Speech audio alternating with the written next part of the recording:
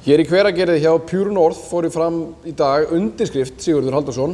Þú segir okkur kannski aðeins meira hvað fór fram.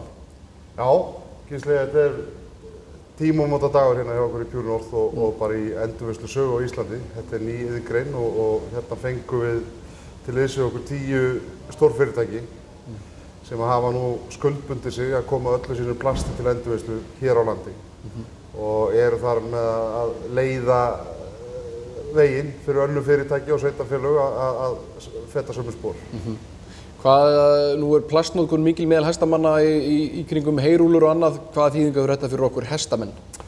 Þetta náttúrulega gífurlega þýðingu fyrir hestamenn. Við náttúrulega byggðum þessa verksmiðju upp í kringum endurvinnslu á heyrúlluplasti.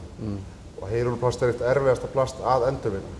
Þannig að með því að ná tökum á því getum við endurvinni allt annað plast. Það í kringum 2000 tonn af heyrúlluplasti sem falla til á hverju ári.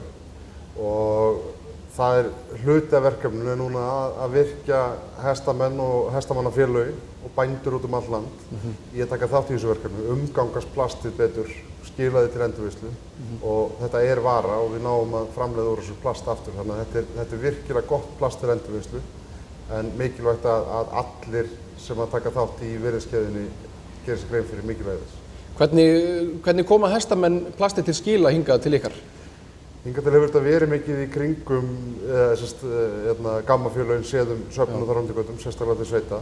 Það eru ýmis verkefni sem að fara í gang og við viljum virkja hestamannafélögin í því hlutverki og þar sjáum við sem dæmi möguleika að vinna með úrlingastarfinu.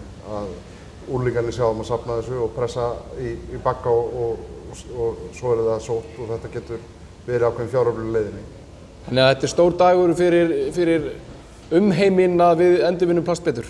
Já, þetta stórt skref fyrir okkur og fyrir Ísland og við sjáum bara mikil tækifæri fyrir alla í þessu.